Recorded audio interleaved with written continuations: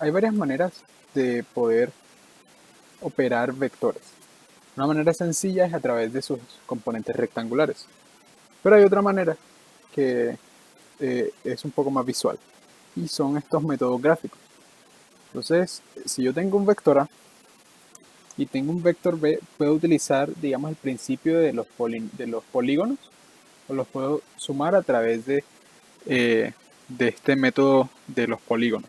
Y consiste en que, pues ya declaré estos dos vectores y voy a copiar este vector B, lo voy a copiar y pegar acá, ¿sí? En esta posición.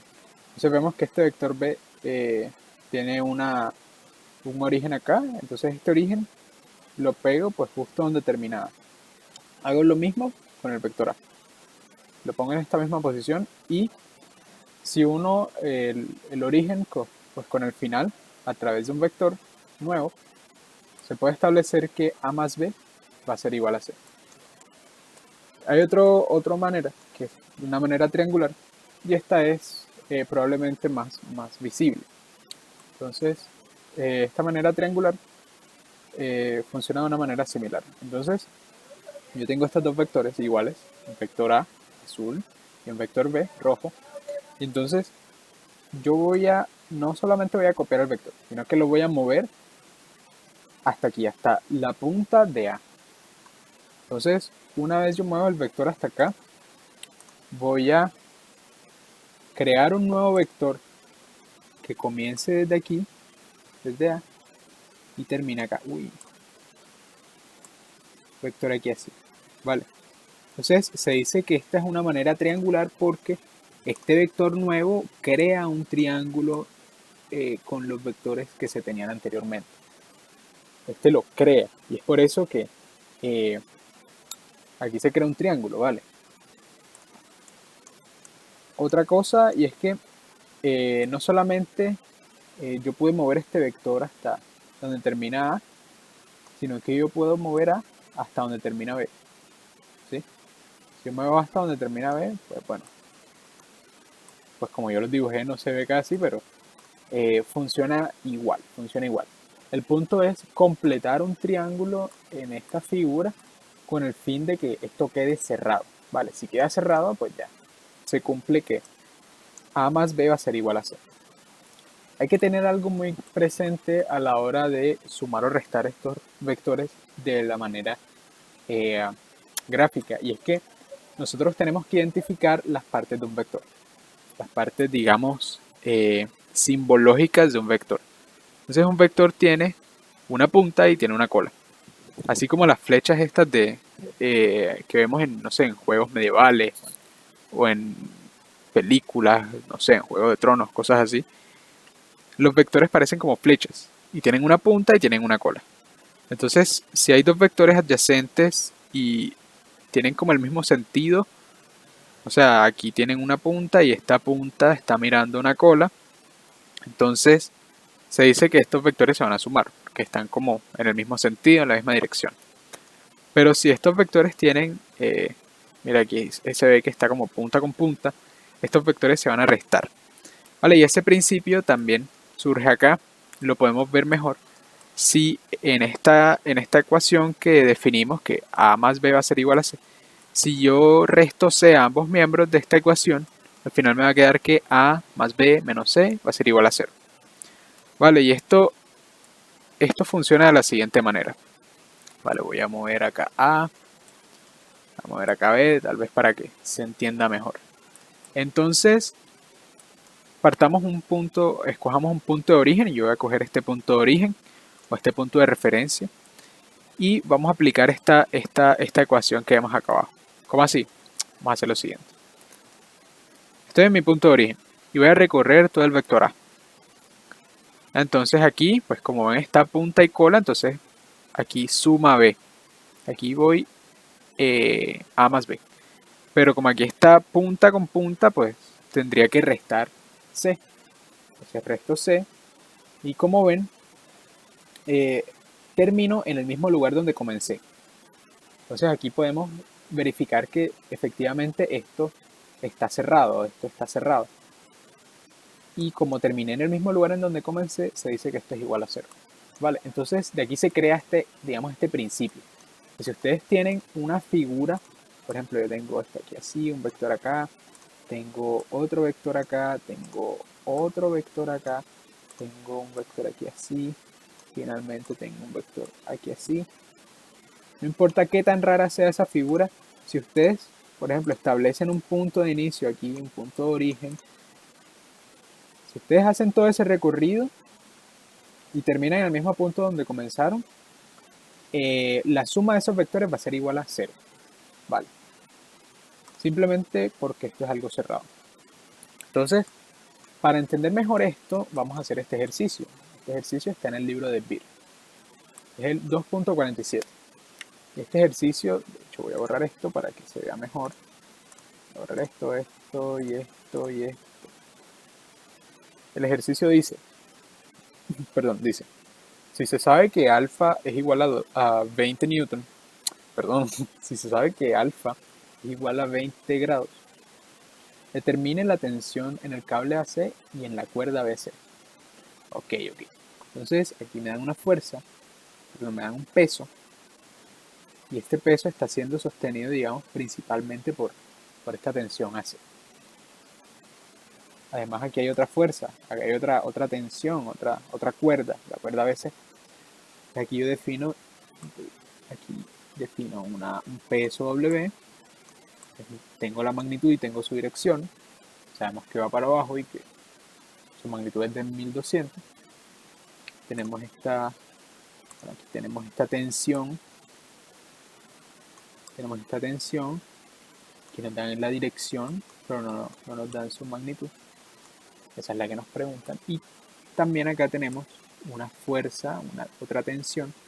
Esta la voy a llamar P, ¿sí? Porque la está haciendo una persona. Vale, entonces en este ejercicio tenemos tres fuerzas. Tenemos esta W, tenemos esta tensión y esta fuerza P. Ya como sabemos que eso está en equilibrio, entonces lo podemos resolver a través de los métodos de estática. Sumatoria de fuerzas igual a 0. Vale. Si yo hago un diagrama de cuerpo libre, en ese punto, pues voy a tener esto. De hecho, voy a borrar esto para que no se confundan, nos confundamos. Si yo hago mi diagrama de cuerpo libre, voy a tener esto. Ustedes saben que los vectores, si tienen una magnitud grande, pues se dibujan largos, y si tienen una magnitud pequeña, se dibujan cortos. Entonces, yo aquí asumí que esta fuerza T, esa tensión, pues iba a ser grande, porque esa es la que se produce por esta grúa. Y nosotros sabemos que las grúas están diseñadas para soportar grandes pesos. Entonces aquí yo asumí eso. ¿Sí? En comparación a esta fuerza que hace una persona, que es muy pequeña. ¿Sí? Una persona pues no va a levantar 1200 libras. ¿Vale? Entonces los dibujé de esta manera. Estos son los ángulos que a mí me entregan. Pues a mí me entregan, en realidad me habían entregado, pues, si yo trazo una línea aquí así, supongamos que es recta. Ahí me entregan es este ángulo, que es 5, pero estos son ángulos alternos internos y por lo tanto son equivalentes, entonces lo dibujo de esa manera. Al final voy a tener esto, ¿sí? Y ok, vamos a escribir más bien que la sumatoria de fuerzas en este sistema, como está en equilibrio, va a ser igual a 0. La fuerza va a ser igual a 0. Entonces esto lo podemos, digamos, si nosotros reacomodamos estos vectores de tal manera, los reacomodamos de tal manera que pues, podamos utilizar este mismo principio de los triángulos. En los triángulos vamos a tener al final esto, vamos a tener esto, ¿vale? Vamos a tener una suma de vectores y esa suma va a ser igual a 0. Eso es lo que nos dice la primera ley de Newton. Entonces yo lo que voy a hacer es reacomodar estos vectores para que me queden como si fuera un triángulo, y de esta manera pues voy a cumplir la primera ley de Newton, así como cumplimos pues esta ley de la suma de vectores a través del método del triángulo. Entonces yo reacomodo esto, perdonen estar moviéndome tanto, pero yo reacomodo estos vectores para que queden de esa manera, y como ustedes pueden ver, de nuevo, la primera ley de Newton nos dice que la suma de las fuerzas tiene que ser igual a cero, ¿vale? Entonces, si yo sumo estas fuerzas, por ejemplo, yo trazo mi punto de origen aquí en este punto arbitrario, yo me muevo por P, luego por W, aquí lo voy sumando, luego sumo con T, con todas las fuerzas y vean que termino en el mismo lugar donde comencé. Por lo tanto, la suma de estas fuerzas es igual a cero. Aquí se cumple tanto la primera ley de Newton como el principio de los triángulos, ¿vale? Y precisamente en este método, pues ustedes pueden observar que se crea un triángulo. Se crea un triángulo y ya nosotros hemos trabajado en repetidas ocasiones con triángulos, si son rectángulos, si no son rectángulos, como sea. Pero este triángulo es sencillo para trabajar. Si nosotros dibujamos esto de una manera mejor, como si fuera un triángulo, pues vamos a tener esto. Vamos a tener este lado que vale 1200, este lado que equivale a la tensión, tiene un ángulo de 5, este lado que equivale a la fuerza de P. Ya los ángulos se los dejo a ustedes para que lo hallen. Es sencillo hallar estos ángulos. Pero al final vamos a tener este triángulo. Tenemos un lado y tres ángulos internos. Entonces aquí aplicamos la ley del seno, que sería este lado sobre el seno de este ángulo, este lado sobre el seno de este ángulo y este lado sobre el seno de este ángulo. Vale, entonces aquí yo, por ejemplo, si hallo T, que va a ser igual a 1200 por seno de 110 sobre seno de 65. Y aquí me tiene que entregar que T va a ser igual a, voy a buscar cuánto es, 1200 seno de 110 seno de 65. 1200 por seno de 110 sobre seno de 65. Creo que era así. Mierda. Tengo que... Eso está en radianes. Tengo que escribirlo con grados. Vale, de esa manera. Miren, me entrega 1244.2. 244.2.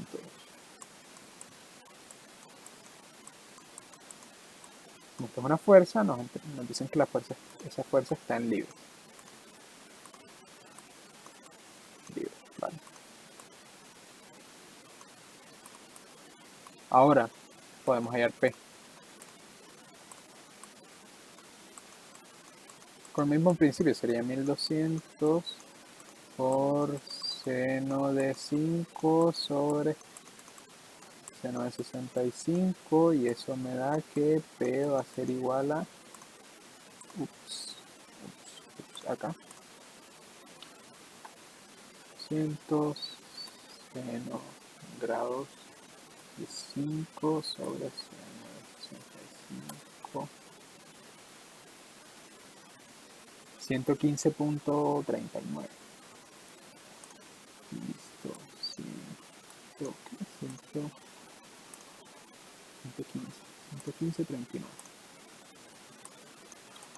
115.39 libras. Pues y tal como se había pensado al principio, pues la fuerza P, que fue la que hizo la persona, es mucho menor a la fuerza que sostiene a esa fuerza, ¿vale?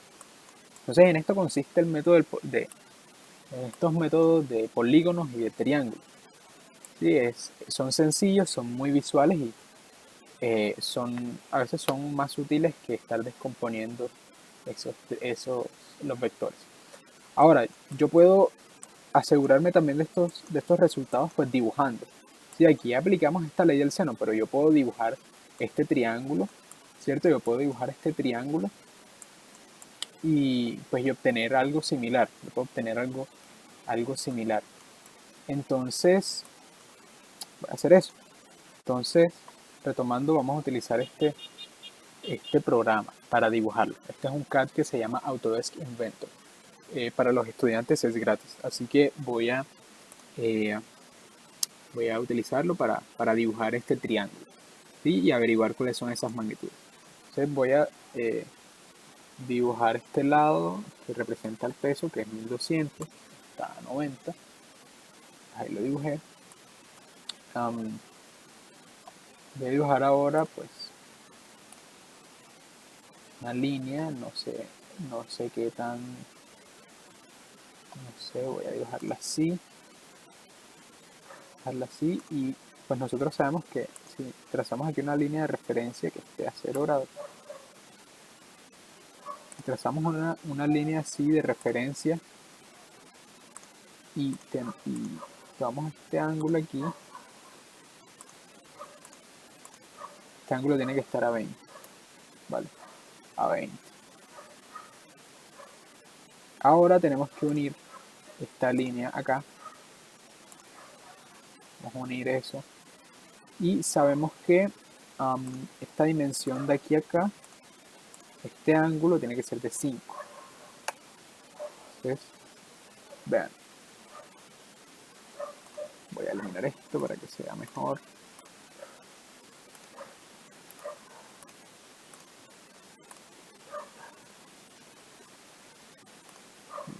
Voy a eliminar esto. Y voy a eliminar esta línea. Entonces, como sabemos, esto aquí tiene un ángulo. Esto aquí tiene un ángulo de 20.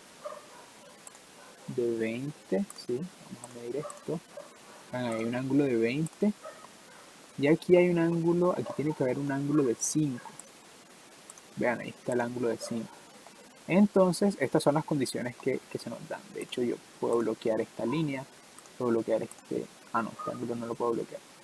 Ya está bloqueado. Con que esté esa cota aquí que me indique cuánto es, ya está bloqueado.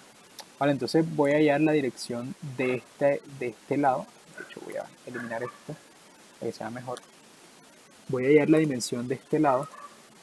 Y mire que me dice que vale 115.39. Voy a dar la dimensión de este otro lado. Y me dice que es, aceptar, 1244.2. Y eso equivale precisamente a lo que nosotros hallamos acá en el ejercicio. Este lado del triángulo vale 1244.2, que equivale a la magnitud de t. Y este lado pequeñito que hallamos acá arriba vale 115.39. ¿Sí? Eso quiere decir que estos métodos no solamente los podemos hallar a través de senos y cosenos, que eso en realidad no es tan gráfico, eso es más, digamos, analítico, tirando números, sino que también si nosotros dibujamos, vamos a poder hallar esas magnitudes.